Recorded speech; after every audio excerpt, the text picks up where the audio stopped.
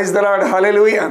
దేవునికి స్తోత్రం కలుగుగాక. మీ అందరికీ శుభాలు కలుగుగాక. బాగున్నారండి మీరు, మీ పిల్లలు, మీ కుటుంబాలు, మీ రక్త సంబంధులు, ఇరుగువారు పొరుగువారు ఎల్లప్పుడూ కూడా శాంతి సమాధాన ఆనంద ఆరోగ్యాల చేత దీవించబడదురుగాక మన ప్రభు అయినటువంటి యేసు క్రీస్తు నామములో. Amen, amen, amen. రండి ప్రియులారా, ఒక పాట పాడి దేవుని మహింపరచుకుందాం. కష్టకాలం దుఃఖ సమయం నన్ను వేధించగా, ప్రాణహితులే నన్ను విడచి వెలిగనను చూడగా, కష్టకాలం దుఃఖ సమయం నన్ను వేధించగా, ప్రాణహితులే నన్ను విడచి వెలిగనను చూడగా, ఓదార్పువైనా చెంత నీవే ఉండినావు, నా కన్నీరు నీ కవితలు దాచి ఉంచినావు. ఓదార్పువైనా చెంత నీవే ఉండినావు, నా కన్నీరు నీ కవితలు రాసి ఉంచినావు. ఏమి అద్భుత ప్రేమయ, ఏ రీతి పాడనయో, నీవెనా మార్గము, నీవెనా జీవము, నీవెనా గమ్యము, నీవెనా సర్వము, నా మనసు దీన నిన్ను పాడి పొగడెద దేవా. నీ దయలో నీ కృపలో కాచితివి గతకాలం, నీ దయలో నీలో దాచుమయ జీవితాంతం. ఇప్పుడు దేవుని తెలియనటువంటి ప్రజలకి ఒక మాట చెప్పనివ్వండి ప్రియులారా. చాలా అరుదైనటువంటి రోజులు ఇవి. అరుదంటే చాలా ఇబ్బందికరమైన రోజులు. ఏం జరుగుతుందో బయటకు అడుగు పెడితే భయంతో కూడుకున్న పరిస్థితి. ఒకరికొకరు పలకరింపులు కానీ ఏముండవు. బయటకు ఒకవేళ నోళ్ళు ఇప్పినా సరే చాలా లోపల కుళ్ళి కుతంత్రాలతో నిండిపోయినటువంటి హృదయాలతో మనం చూస్తూ ఉన్నాం. ఓకేనా? పైకి మాత్రం బాగున్నారా, చాలా రోజులైంది మిమ్మల్ని చూసి, అబ్బా ఎంత సంతోషంగా ఉంది అని బయటికి వ్యక్తం చేస్తారు. కానీ లోపల మనం ఏదో బాగుపడిపోతున్నట్టు, మనం ఏదో అభివృద్ధి పరచబడుతున్నట్టు, మనం ఏదో ఇంకా వాళ్ళకంటే పై స్థాయిలోకి వెళ్ళిపోతున్నట్టు రకరకాలుగా విషపు కుయ్యత్తులు కుతంత్రాలతో నిండిపోయినటువంటి హృదయాలు. అయినా వాళ్ళ తప్పులు కాదవి, ప్రభువే చెప్పాడవి. చివరి దినాల్లోకి వచ్చేసరికి చాలా కంజెస్టెడ్గా ఉంటుంది పరిస్థితి, చాలా కఠినంగా ఉంటుంది పరిస్థితి. ప్రేమ గురించి అస్సలు మీరు తపన పడకండి. ఎవరో మనకి ఏదో తెస్తారని, ఏదో ఇస్తారని, మనల్ని ఏదో పలకరించి మనల్కి కూర్చొని పెట్టి మన సత్కారాలు సన్మానాలు చేస్తారని అస్సలు ఆశించకండి. కేవలం మీ దృష్టి అంతా కూడా నా మీద వచ్చండి. హల్లెలూయా. దేవుని ప్రేమే శాశ్వతం. ఆ ప్రేమని కావాలంటే ఇప్పుడే ప్రభువా, ప్రేమ కలిగిన దేవుడు ఎక్కడున్నాడయ్యా, ఆ నిరాశ నిస్పృహలు కలిగింపబడకుండా విశాలమైనటువంటి దృక్పథంతో హృదయంతో సంతోషాన్ని అనుగ్రహించే దేవుడు ఎక్కడున్నాడయ్యా, ఎలా ఉంటాడయ్యా, ఒకసారి మాకు కనపరిచయ్యా. ప్రభువా, అదే నువ్వైనట్లయితే నాకు నీ ముఖం చూపించయ్యా, అదే నువ్వైనట్లయితే నాకు నీ మాట వినిపించయ్యా, అదే నువ్వైనట్లయితే నన్ను నీ స్వాధీనపరచుకోయ్యా, నీ యొక్క గుప్పెట్లోకి తీసుకోవయ్యా, నా జీవితం నువ్వు ఆకర్షించుకోవయ్యా, నన్ను దర్శించయ్యా. ఇప్పుడే ప్రభువా, నేను ఇష్టపడుతున్నానయ్యా. అనేక మంది ప్రజలు బాగుపడుతున్నట్టు నీ కొరకు సాక్ష్యాలు వింటున్నానయ్యా. నీ పేరు మీద గొప్ప కార్యాలు జరుగుతున్నట్లు. అదెంతెందుకు, మన ఎస్ఎస్ఆర్ గారి యొక్క సాక్ష్యాలే అందరికీ ఆదర్శం అని చెప్పేసి జోషి బ్రదర్ తాలూకా ఆ టెస్ట్ మనీలో చూసామయ్యా. ఎక్కడికో వెళ్ళిపోవసరం లేదు. ఆయన ద్వారా దాదాపు ఒక 10 మంది వరకు లేచి కూర్చున్నారయ్యా, చనిపోయినటువంటి వారంట. ఇది నీ కృప లేదా నీ శక్తి, నీ ప్రభావం ఇదంతా. ఈ ఎస్ఎస్ఆర్ ఎవడి మధ్యలో ఆయన ఈ పానకంలో పుడకలాగా ఆయన ఏంటంటే వడ్డించుకోవడానికి ఒక తిడ్డి లాంటి వాడు, ఆయన టీలో వేసుకున్న షుగరు కలుపుకోవడానికి ఒక స్పూన్ లాంటి వాడు ఆయన లాంటి వాడు నువ్వు వాడుకున్నావు. ఇలాంటి వాళ్ళు ఎంతోమంది నువ్వు వాడుకుంటున్నావు. నాకు ఒక్కసారి నీ ముఖ దర్శనం చూడాలని ఉందయ్యా. ప్లీజ్ అయ్యా, ఈ భూమి జీవించిన అన్నాళ్ళు కూడా నా పిల్ల పాపలతో వర్ధిల్లాలని ఉందయ్యా. నీతో సంతోషంగా ఉండాలని ఉందయ్యా, ప్లీజ్ అయ్యా నన్ను క్షమించి నన్ను నీ దానిగా, నన్ను నీ వాడిగా చేసుకోవయ్యా అని చెప్పి ఎప్పుడైతే నువ్వు అంటావో తండ్రి నేను అద్భుతకరంగా, ఆశ్చర్యకరంగా ఆ మాట వింటాడు ఆయన, కరిగిపోతాడు ఆయన. నీ మాటలు వినడానికి ఆయన తప్పించిపోతాడు ఆయన. మనందరం కూడా ఆయన పిల్లలం కాబట్టి ఎప్పుడైతే డాడీ అని అంటే హృదయ లోతులోంచి వచ్చిన మాట ఆయన హృదయాన్ని పులకరింప చేస్తుంది. దేవునికి స్తోత్రం కలిగాక. ప్రేమలో ఈ భూమి మీద ఎవరు లేరు అమ్మా, ఎవరు లేరు అయ్యా, ఎవరు లేరు ఆయనకి సాటి, ఆయనకి పోటీ ఎవరు లేరు, రారు కూడా. ఆయనకి ఆయనే పోటీ, ఆయనకి ఆయనే సాటి, ఆయనకి ఆయనే ఎవ్వరు లేరు. దేవుని స్తోత్రం కలిగాక. అలాంటి మంచి దేవుడు ఈ రోజున మిమ్మల్ని స్వాగతం పలుకుతున్నాడు, మీ మనసు అడుగుతున్నాడు, మీ హృదయం అడుగుతున్నాడు. ప్రైజ్ ది లార్డ్, హల్లెలూయా. మంచిది ప్రియులారా, రండి దేవుని తెలిసినటువంటి ప్రజలకి నా వంతు ఒక మాట చెప్పనివ్వండి. Okay right. లూకా సువార్త 10వ అధ్యాయము 38 నుంచి 42. అంతటా వారు ప్రయాణమై పోవుచుండగా ఆయన ఒక గ్రామంలో ప్రవేశించెను. మార్త అను ఒక స్త్రీ ఆయనను తన ఇంట చేర్చుకొనెను. ఆమెకు మరియా అను సహోదరి ఉండెను. ఈమె యేసు పాదముల యొద్ద కూర్చుండి ఆయన బోధ వినుచుండెను. మార్త విస్తారమైన పని పెట్టుకొనుట చేత తొందరపడి ఆయన యొద్దకు వచ్చి, ప్రభువా, నేను ఒంటరిగా పని చేయుటకు నా సహోదరి నన్ను విడిచిపెట్టినందున నీకు చింత లేదా? నాకు సహాయం చేయమని ఆమెతో చెప్పమనెను. అందుకు ప్రభు, మార్తా మార్తా, నీవనేకమైన పనులను గూర్చి విచారం కలిగి తొందరపడుచున్నావు, కానీ అవసరమైనది ఒక్కటే. మరి ఉత్తమమైన దానిని ఏర్పరచుకొనెను, అది ఆమె యొద్ద నుండి తీసివేయబడదని ఆమెతో చెప్పాను. చూడండి ప్రియులారా, ఇక్కడ ఇద్దరిని తీసుకోవచ్చు, మనం 2 స్టేట్మెంట్లు తీసుకోవచ్చు. ఒకటోది ఏంటంటే, ఈ మార్త పని పెట్టుకుంది. తను పెట్టుకుంది కూడా తప్పని చెప్పుకోలేము. ఎందుకంటే అందరూ బుద్ధిగా విన్నారనుకోండి, కరెక్టే, దేవుని దగ్గర ఉన్నారనుకోండి. ఇప్పుడు వచ్చినటువంటి వాళ్ళకి, ఇప్పుడు ఉదాహరణ మన ఇంట్లోని ఎవరు చనిపోయారు అనుకుందాం, ఉదాహరణ, ఎవరు చావలేదు, అందరూ సజీవ లెక్కలు ఉందరు కాక, కూర్చుండేసరికి అందరూ పాపం ఏడుస్తున్న బంధువులు, అదే రక్త సంబంధాలు అందరూ కూడా ఏడుస్తున్నాయి.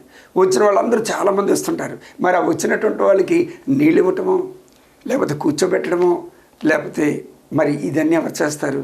పాపం ఎంతగానో ఏడుస్తారు. తెలియదు, వాళ్ళకి కూడా ఆకలేస్తుంది కదా, వాళ్ళకి కూడా ఏదో పెట్టాలి కదా. పెట్టాలంటే ఇక్కడ ప్రిపరేషన్ ఉండాలి కదా, ప్రిపేర్ చేసిన వాళ్ళు ఉండాలి కదా. అందుకని ఆ విధంగా పాపం వచ్చినటువంటి వాళ్ళందరికీ మార్త గారు ఏం చేశారంటే ఇక్కడ ప్రిపరేషన్ స్టార్ట్ చేశారు. ఉన్నది ఇద్దరు అక్క చెల్లెళ్ళు. అందులోని మరియా ఏం చేసిందంటే ప్రభు యొక్క మాటల వైపు రాకరాకు వచ్చాడు తండ్రి, రాకరాకు వచ్చాడు సత్పురుషుడు, రాకరాకు వచ్చాడు దేవుడు, రాకరాకు వచ్చాడు మమ్మల్ని ప్రేమించినవాడు, రాకరాకు వచ్చాడు మాకు ఆశీర్వాదాలు అనుగ్రహించేవాడు, రాకరాకు వచ్చాడు. అసలు చాలా బిజీగా ఉంటాడు ఆయన. అనేకమైనటువంటి స్థలాల్లో తిరుగుతాడు, అనేకమైనటువంటి ప్రజలను ఆశీర్వదిస్తాడు, అనేకమైనటువంటి అద్భుతాలు చేసేటువంటి వాడు, అనేకమైనటువంటి కార్యాలు జరిగించినటువంటి వాడు, అనేక మందిని దెయ్యాల దురాత్మ శక్తుల చేత పీడింపబడుతున్నటువంటి వారందరిని విడిపించినటువంటి వాడు, అసలు ఒక క్షణం కూడా తీరిక లేనటువంటి వాడు ఈ రోజున మన దగ్గరికి వచ్చాడు ఆయన, మన ఇంట్లోకి వచ్చాడు ఆయన, మన గృహంలోకి వచ్చాడు ఆయన, మన గుమ్మలోకి వచ్చాడు ఆయన, మన స్థలంలోకి వచ్చాడు ఆయన. ఏం చెప్తాడా, ఏ మాట వచ్చినా సరే, ఒక బంగారం, ఒక వజ్రం, ఒక వైఢూర్యం, ఒక విలువైనటువంటిది, ఏ భూమి మీద ఉన్నటువంటి ఏ దానితో కూడా మనం వెలపెట్టి కొలవలేనిది, మనం సరిచేయలేనటువంటిది ఆ మాటలు ఆయన వచ్చారు. కాబట్టి ఆయన నోటి ద్వారా ఏ మాట వస్తుందో ఆ మాట నాకు కావాలి, ఆ మాట నాకు దీవెన, ఆ మాట నాకు ఆశీర్వాదం, ఆ మాట నాకు ఉజ్జీవం, ఆ మాట నాకు స్వతంత్రం, ఆ మాట నాకు ప్రశాంతత, శాంతి, ఆరోగ్యం, సమాధానం అన్నీ ఆయన మాటలోనే ఉన్నాయి కదా అని చెప్పేసి బుద్ధిగా వింటుంది. ఈ మార్త ఏం చేసిందంటే, ఏంటి ఇంత పని చేసుకొని ఒక్కదాన్ని యువతల ఉల్లిపాయలు కోయడాలి, అవతల పచ్చిమిరపాయలు కోయాలి, అవతల వెల్లుల్లి అల్లం వచ్చడాలి, అవతల మటన్ కట్ చేయడాలు, యువతల అగ్గి పెట్టుకోవడాలు, ఆ రోజుల్లో గ్యాస్ స్టవ్లు గట్రా ఏమి ఉండేవి కాదు కదా, ఈ కట్టిపోయలే కదా, కర్రలు పోయలే కదా. అది నేను ఒకదాన్ని అయిపోయాను. ఏంటి ఇతను, అయ్యో అక్క చూడు ఎంత శ్రమ పడుతుందో, మరియా నువ్వు వెళ్ళు, అక్క చెమటకిపోతుంది, అలసిపోతుంది తెలుసా, వంటగా ఎలా చేసుకుంటా చెప్పు, నీకు కొంచెమైనా బుద్ధి జ్ఞానం లేదా, వెళ్ళు వెళ్ళు వెళ్ళు సహాయం చెయ్యి అని అంటాడేమో యేసయ్య అని ఎదురు చూస్తా.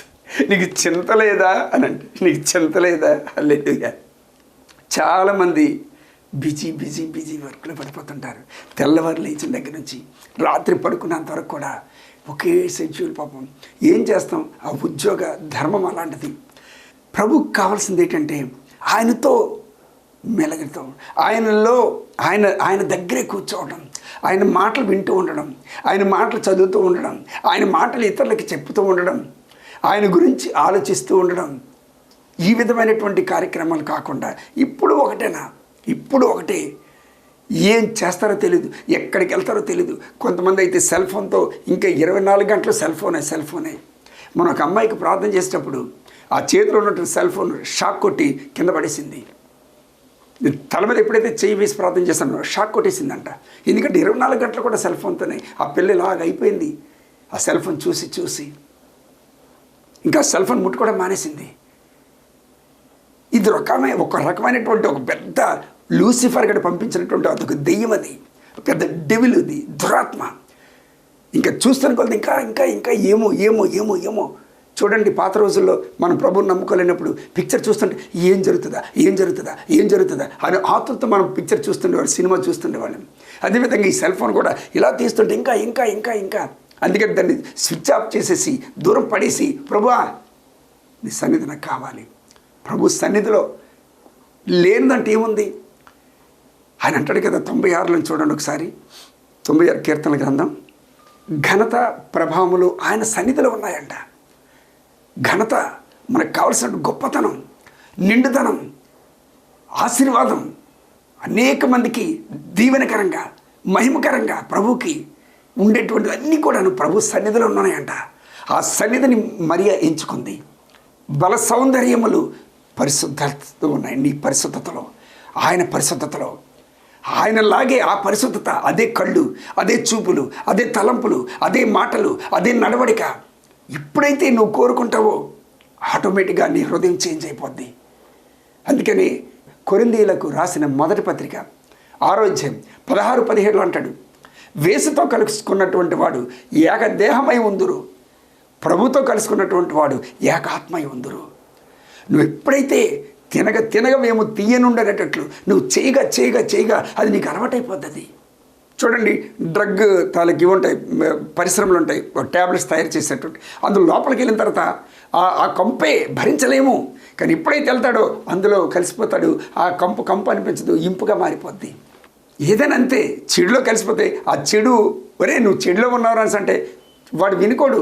పందికి ఎంత చెప్పినా బురదలోనే ఉంటుంది, కానీ ఆ బురదే తనకు గొప్ప స్వచ్ఛత, గొప్ప ఆనందం, గొప్ప హాయి, సంతృప్తి ఇస్తుంది. కానీ పొరపాటు కూడా బయటికి రావడానికి ఇష్టపడదు. అందుకని 8వ అధ్యాయము 5 రోమీయులకు రాసిన పత్రికలో అంటాడు, శరీరానుసారులు శరీర ఆశలను కలిగి ఉందరు, శరీర విషయముల మీద వారు మనసు పెడతారంట. ఇప్పుడు బైబిల్ చదవమని ఎవరు చెప్తారు? దురాత్మ చెప్తుందా, పరమాత్మ చెప్తుందా? పరమాత్మ చెప్తుంది.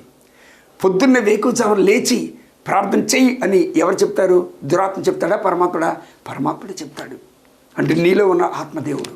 అప్పుడు పరమన ఉన్నట్లు ఇప్పుడు లేడు, నీలోనే ఉన్నాడు, నీ అందే ఉన్నాడు. కానీ నీలో ఉన్న వాని యందు మనసు ఎప్పుడైతే పెడతావో అప్పుడు నువ్వు ఆయన ఏకత్వం చెందుకుంటారు. ఈ జీవాత్మ పరమాత్మ ఏకాత్మ అవుతుంది. అప్పుడు power will release to outside. శక్తి అనేది బయటికి ఉత్పన్నం అవుతుంది. ఎలా స్తుతించాలో, ఎలాగ నువ్వు గణపరచుకోవాలి, దేవుని యందు దేవుణ్ణి గణపరచాలో మరియ ఎన్నుకున్నటువంటి పద్ధతి చాలా గొప్ప పద్ధతి. ఆత్మీయ జీవితం, ఆత్మలో ఎదిగితే ఫస్ట్ నువ్వు ఆత్మలో బలపరచబడితే అన్నీ కూడా నీకు సెట్ అయిపోతాయి, సరెండర్ అయిపోతాయి. ఆత్మీయ జీవితం లేకుండా మానసికమైనటువంటి శాంతిని పొందుకోలేవు. ఆత్మీయ జీవితంలో ఎదగకుండా శరీరానుసరమైనటువంటి శక్తిని, ఆరోగ్యాన్ని పొందుకోలేవు. ఆత్మీయపరమైనటువంటి ఆశీర్వాదం, ఆత్మలో ఎదిగేటువంటి ప్రసన్నత లేకపోతే ఆర్థికమైనటువంటి ఇబ్బందులు నువ్వు ఎదుర్కొంటావు. ఆర్థిక అభివృద్ధి నువ్వు పొందుకోలేవు. విశ్వాసమే. కానీ దేవుని మాట గొప్ప మాట. ఈ రోజున అనేక మంది ఈ విధమైనటువంటి టైం స్పెండ్ చేయకపోవటం వల్ల అనేకమైనటువంటి అనర్థాలు, ఆటంకాలు, ఇబ్బందులు, ఇక్కట్లు, అసూయలు, ద్వేషాలు, కుళ్ళి కుట్రలతో నిండిపోతున్నారు. దేవుని ప్రేమను ఇతరులకు చూపించలేకపోతున్నారు. దేవుడు ఒకటే అంటాడు, నేను నీతో ఫ్రెండ్షిప్ చేయాలి, నువ్వు నాతో ఉండాలి, నా ముందే కూర్చోవాలి, నా మాట వింటూ ఉండాలి, నాతోనే ఉండాలి, నన్నే చూస్తూ ఉండాలి, నా చెయ్యి పట్టుకుంటూ ఉండాలి, నా మీద ఆధారపడుతూ ఉండాలి, నన్ను బట్టి నువ్వు ఆనందం పొందుకుంటూ ఉండాలి, నన్ను బట్టి నువ్వు గర్వంగా ఫీల్ అవుతూ ఉండాలి, నన్ను బట్టి నువ్వు ధైర్యంతో ముందుకు సాగాలి, నన్ను బట్టి నువ్వు ప్రశాంతతతో నువ్వు నింపబడుతూ ఉండాలి. ఇది ఆయన కోరుకున్నది. నీ సొంతంగా నువ్వేం చేసుకోలే. ఫస్ట్ నీ ఆత్మని వర్తిలింపు చేసుకో. నీ ఆత్మలో ఎక్సర్సైజ్ చెయ్యి. లోకంలో కుట్లాట్లు, లోకంలో దెబ్బలాట్లు, లేదంటే రకరకాల గొడవలతో ఉన్నట్లయితే ఆ సన్నిధికి వేయన అవసరంలే. మీరు వేసినా సరే మీరు అభివృద్ధి పరచబడరు. నేను చెప్తున్నాను కదా, అలా చెయ్యండి. ఆర్థికంగా అభివృద్ధి పొందండి. ఆత్మీకంగా వాక్యం చదువు, ఆత్మీకంగా వాక్యం వింటూ ఉండాలి, ఆత్మీకంగా వాక్యాన్ని జరుగుతూ ఉండాలి, ఆత్మీకంగా తెల్లవారు లేసి ప్రభుత్వ మౌనంగా ఉంటూ ఉండండి. ప్రభు, నువ్వు నాకు కావాలి, నువ్వు నన్ను నిండిపోవాలి, నువ్వు నాలో వర్క్ చేయాలి, నా హృదయం నిండా నువ్వు నిండిపోవాలి, నాకు కావాలి, నువ్వు నా శరీరంలో నుంచి నువ్వు ప్రవహించాలి, నా కళ్ళల్లో నుంచి నువ్వు ప్రవహించాలి, నా నోటి మాటల ద్వారా ఇతరులకి ప్రవహించాలి, నా ప్రతి ప్రవర్తనలో నువ్వు ప్రవహించాలి. 3:5 సామెతల గ్రంథం ప్రకారంగాను జీవించేది నేను కాదు కదా, నాకు బదులుగా నువ్వు జీవిస్తున్నావు. నేను ఇప్పుడే చచ్చిపోయాను కదా, నీతో పాటు సిలువేయబడ్డాను కదా, నూతన సృష్టిని కదా, నూతన ప్రభావాన్ని కలిగి ఉన్నాను కదా. అందుకే కదా నువ్వు నన్ను బ్రతికించి నాలోనికి వచ్చావు, నా హృదయాన్ని నీ ఆలయంగా చేసుకున్నావు. ఇదిగో నివసించడానికి నేను స్థలాన్ని ఇస్తున్నాను ప్రభా.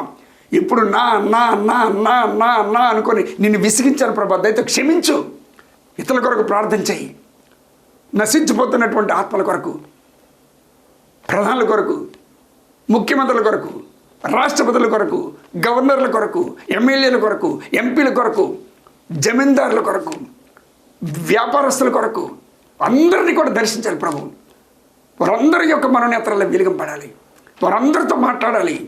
కేవలం పేద రోదతో కాదు, ఫస్ట్ వాళ్ళు రక్షింపడితే, వాళ్ళ హృదయాలు తెరవబడితే అప్పుడు పేదరికం అంటూ ఉండదు. ఇంకా వాళ్ళ దగ్గర ఉన్నటువంటి ధనధాన్యాలన్నీ కూడా పేదలకి పంచడానికి బాగుంటుంది.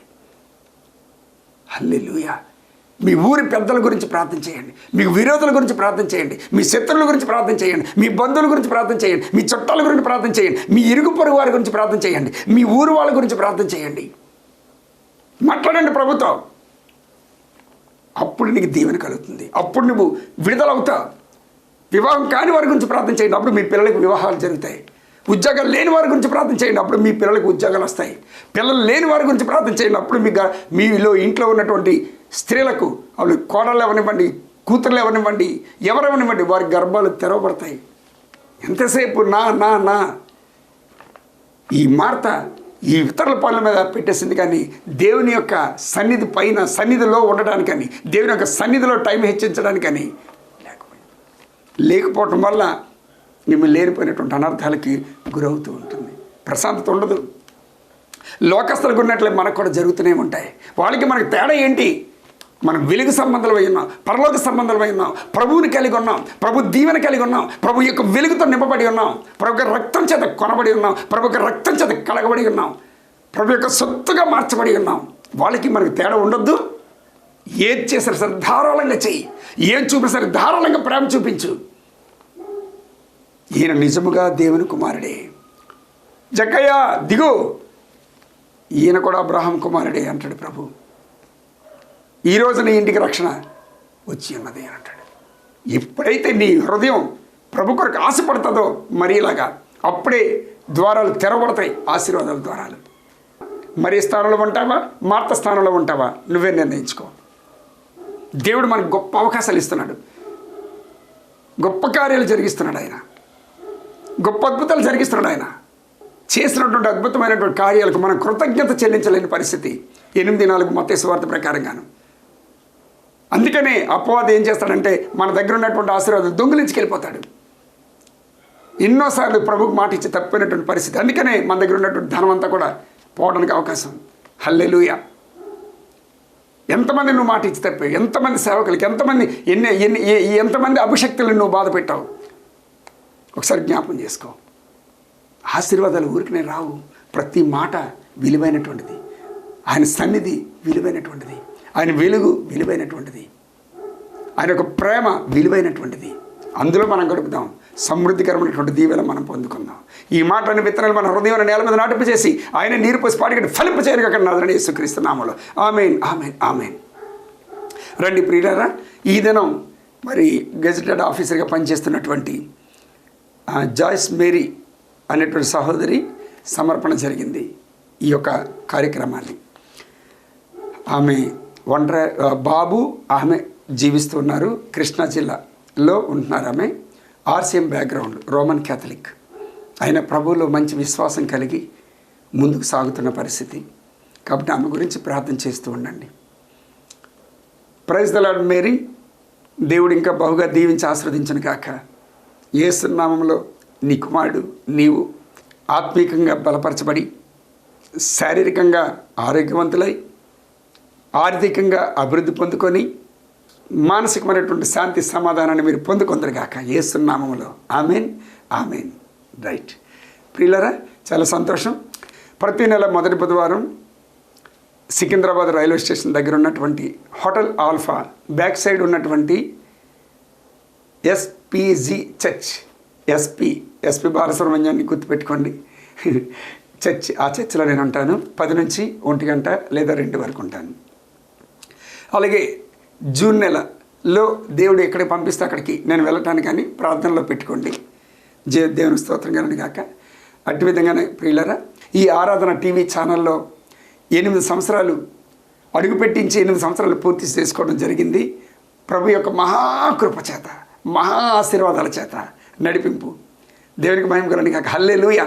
విజయనగరం జిల్లాలోనే, శ్రీకాకుళం జిల్లా, విజయనగరం జిల్లాలో, అలాగే మరి విశాఖపట్నం జిల్లాలో ఉన్నారో లేదో నాకు తెలియదు, కానీ ఈ మొత్తానికి విజయనగరం జిల్లాలో ఇన్ని సంవత్సరాలు టీవీలో ఒక స్పీకర్గా వర్క్ చేసిన ఘనత దేవుడు ఈ అభాగ్యుడైనటువంటి, ఈ దీనుడైనటువంటి ఎస్ఎస్ రావుకి ఇవ్వడం జరిగింది. సమస్త మహిమ ఘనత ప్రభావాలు ఆయనకి కలుగునుగాక. ఎంతోమంది బలపరచబడ్డారు, ఎంతోమంది విడుదల పొందుకున్నారు. ఎన్నో అద్భుతమైన కార్యాలు ఈ టీవీ మెసేజ్ల ద్వారా, జలతైలాల ద్వారా, ప్రార్థనల ద్వారా విడుదల పొందుకుని ఆశీర్వాదాలు పొందుకున్నారు ఎంతోమంది. హల్లెలూయా. దేవునికి మహిమ కలుగును గాక. ఇది ప్రపంచం అంతా వెళ్ళిపోతున్నటువంటి శాటిలైట్ ఛానల్. ఇది లోకల్ ఛానల్ కాదు. ఈ ఛానల్లో ఇన్ని సంవత్సరాలు ఉండడం అంటే అది మనిషి చేసే పని కాదు. మనం వెలిగించుకుంటే వెంటనే ఆరిపోతుంది. కానీ దేవుడు వెలిగిస్తే అద్భుతకరంగా, ఆశ్చర్యకరంగా వెలుగుతూనే ఉంటుంది. అది యేసన్న గారి పాటలాగా. నీవు వెలిగించిన దీపము, నీవు వెలిగించిన దీపము, నా దీపము యేసయ్యా నీవు వెలిగించినావు. హల్లెలూయా. కాబట్టి ఆయనకి సమస్త మహిమ ఘనత ప్రభలు కలుగునుగాక. మంచిది ప్రియులరా. కెమెరా కూడా కొంచెం పాతదైనట్టు అనిపిస్తుంది. ప్రార్థన చేయండి. ఎవరికైనా ప్రయత్నించినట్లయితే ఖచ్చితంగా ఆ కెమెరా మీ ద్వారా వచ్చి దేవుని నామానికి మహిమకరంగా ముందుకు సాగింపబడిన గాక. హల్లెలూయా. దేవుడు మిమ్మల్ని సమృద్ధిగా దీవించి ఆశీర్వదించిన గాక. ఆమేన్, ఆమేన్, ఆమేన్. మంచిది ప్రియులరా. రండి ఇప్పుడు ఒక సాక్ష్యాన్ని మనం విందాం. దేవుడికి వందనాలండి, అయ్యగారికి వందనాలు. నా పేరు కరీనా అండి. నా సాక్ష్యం ఏంటంటే, నాకు హస్బెండ్ విషయంలో 2 years నుంచి చాలా నలిగిపోతున్నానండి. ఏదో తెలియని అంటే కుటుంబ సమస్యల గొడవల వల్ల చాలా నలిగిపోతున్నాను. అయితే చాలా బాధగా ఉంది. అయితే మా బావగారు, మాకు దేవుడి కుటుంబం, మా బావగారు చర్చికి వస్తున్నారండి. ఎస్ఎస్ఆర్ గారి చర్చికి వస్తున్నారు. వస్తుంటే నాకు నా బాధను చూసి ఆయన కూడా బాధపడి, కడిన ఒకసారి అమ్మ చర్చికి పాస్టర్ గారితో ప్రార్థన చేయించుకో, దేవుడు కార్యం చేస్తాను మీ పట్ల అనేసి ఆయన చెప్పడం జరిగింది.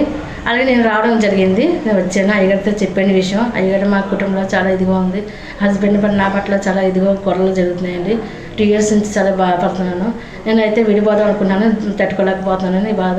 నేను విడిపోదాం అని అయ్యగారితో చెప్పేశాను. చెప్తే అయ్యగారు ఏం కాదమ్మా, దేవుడిని పట్ల కార్యం చేస్తాడు. ఆయన మామూలుగా చెప్పాడు అంతే, అయినా ప్రార్థన కూడా చేయలేదు మాకు.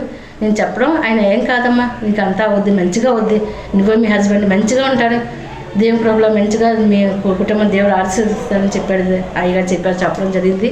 ఆ రీతిగానే మా కుటుంబంలో కూడా ఆయన ప్రార్థించి పంపించారు. మా కుటుంబంలో శాంతి వచ్చింది, సమాధానం వచ్చింది. ఈరోజు మేము ఇద్దరు కలిసి చర్చకు వస్తున్నామండి, ఎస్ఎస్ఆర్గా చర్చకు వస్తున్నాం. ఈ చిన్న సాక్షిని దేవుడు దీవించిన గాక. దేవుడి సాక్ష్యాన్ని దీవించి ఆశీర్వదించిన గాక. ఆమేన్. రండి ప్రియులారా, కళ్ళు మూసుకోండి. మహానుతుల తండ్రి, జీవగల దేవ, స్తోత్రాలు చెల్లిస్తున్న రాజా, నీకు వందనాలు. నీ అమూల్యమైనటువంటి విలువైనటువంటి నీ ఆశీర్వాదాల చేత నా తండ్రి ప్రభా ఈ ఆరాధన టీవీ ఛానళ్ళకు మీరు అడుగు పెట్టించినందుకు వందనాలు చెల్లిస్తున్నాను రాజా. కోటాను కోట్లు లెక్కకు మించిన కృతజ్ఞతాస్తులు చెల్లిస్తున్న ప్రభా.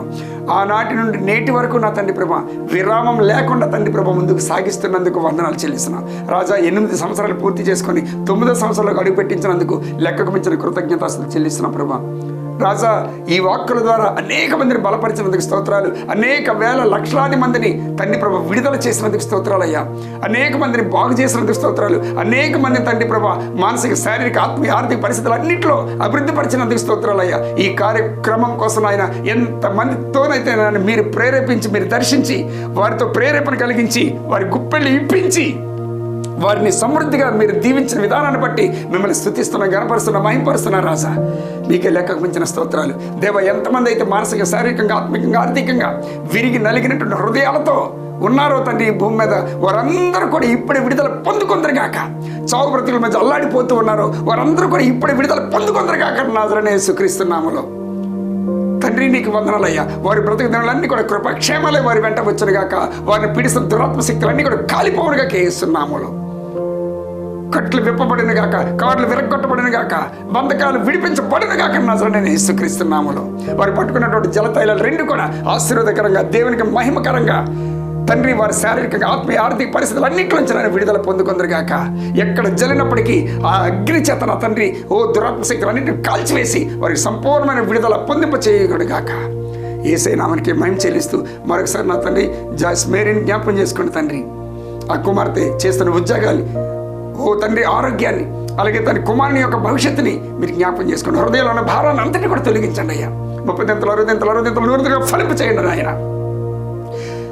ఇప్పుడు గుప్పెళ్ళకి నా తండ్రి ప్రభా సమృద్ధిని దయచేయండి అయ్యా. ఏ లోటు లేకుండా ఆశీర్వదించండి నాయన. మహిమ పొందుకుని రాజా. యేసయ్య నామమున స్తుతించి వినయపూర్వకంగా వేడుకున్న తండ్రి. ఆమేన్, ఆమేన్, ఆమేన్. తండ్రి కుమార పరిశుద్ధ అంతర్యాగా దీవెలు మనకి, మన పిల్లలకి, మన కుటుంబాలకి, మన రక్త సంబంధం, ఇరుగువారి పొరుగు వారికి ఎల్లప్పుడూ కూడా శాంతి, సమాధానం, ఆనంద, ఆరోగ్యాల చేత ఈ భూప్రపంచందరికీ కూడా తోడై ఉంటూ అద్భుతమైన కార్యాలు జరిగించుకుంటూ ఆయన నామానికి మహిమ, ఘనత, ప్రమాణాలు పొందుకునుగాక. ఆమేన్, ఆమేన్, ఆమేన్. Praise the Lord. దేవుడు మిమ్మల్ని దీవించి ఆశీర్వదించు.